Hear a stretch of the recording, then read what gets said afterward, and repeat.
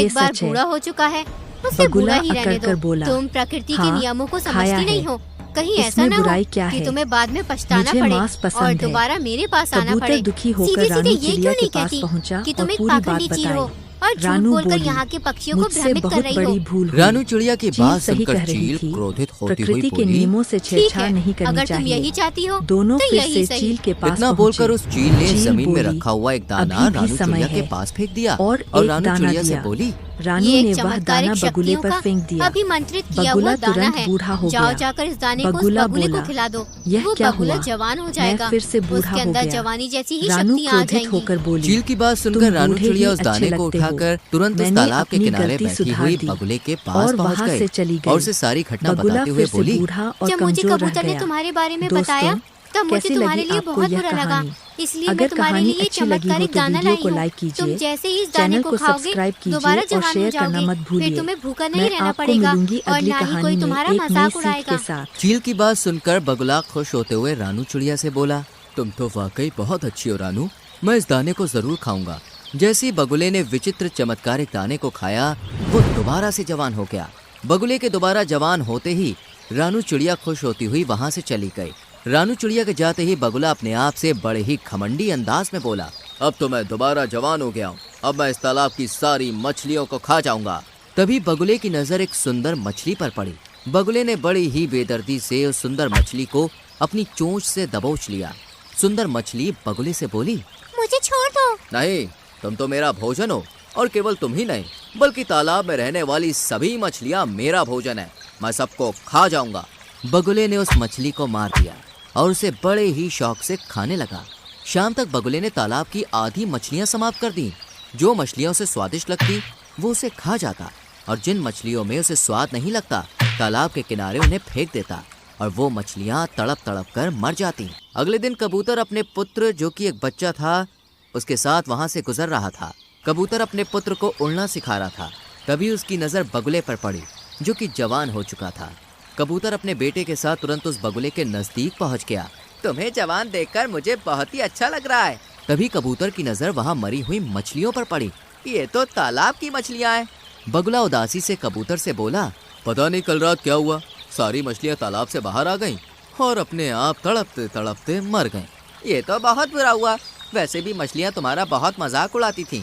अच्छा सुनो, मुझे एक बहुत जरूरी काम है और ये मेरा छोटा बेटा है, मैं इसे उड़ना सिखा रहा हूँ, क्या तुम कुछ देर के लिए इसका ख्याल रख सकते हो?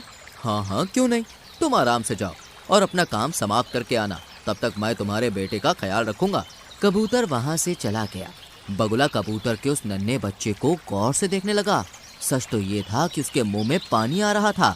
वो मन ही मन में बोला, जब मैं जवान था तब मैं कबूतरों का मांस बड़े ही शौक से खाया करता था। कबूतर का मांस मेरा पसंदीदा मांस था। खैर कोई बात नहीं, अब मैं दोबारा जवान हो गया हूँ, क्यों ना मैं इस कबूतर के बच्चे का मांस चख लूं। तभी वो कबूतर का बच्चा बड़ी मासूमियत से बगुले से बोला, क्या हुआ, आप मुझे इतनी गौर से क्यों देख रही हैं? तुम्हें देखकर मेरी भूख और बढ़ती जा रही है। इतना कहकर बगुले ने अपनी चोंच से उस कबूतर के बच्चे को बड़ी ही बेदर्दी से मार दिया और उसे खा गया। कुछ देर के बाद जब कबूतर वहां पर आया तो अपने बच्चे को ना पाकर वो बगुले से बोला, अरे मेरा बच्चा कहाँ गया?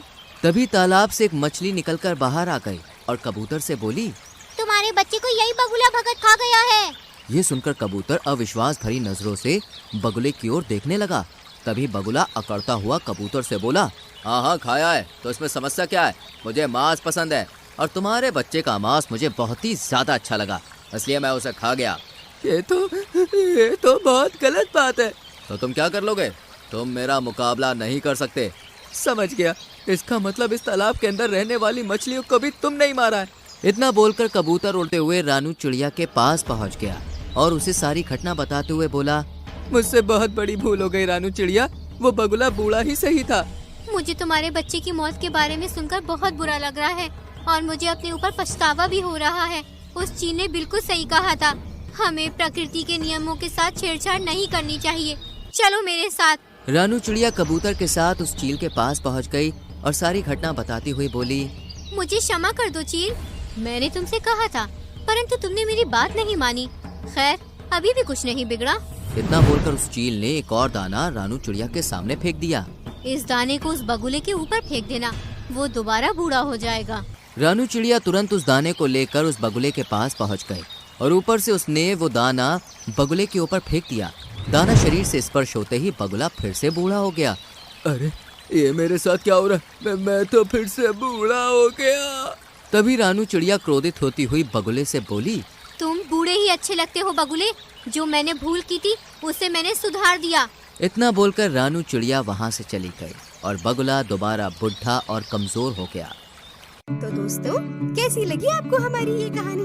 अगर कहानी अच्छी लगी हो तो वीडियो को लाइक कीजिएगा, चैनल को सब्सक्राइब कीजिएगा और हाँ, कहानी अपने दोस्तों के साथ शेयर करना तो बिल्कुल मत भूलिएगा। मैं आपको मिलूंगी अगले वीडियो में किसी नई कहानी, नई सीख के साथ। तब तक के लिए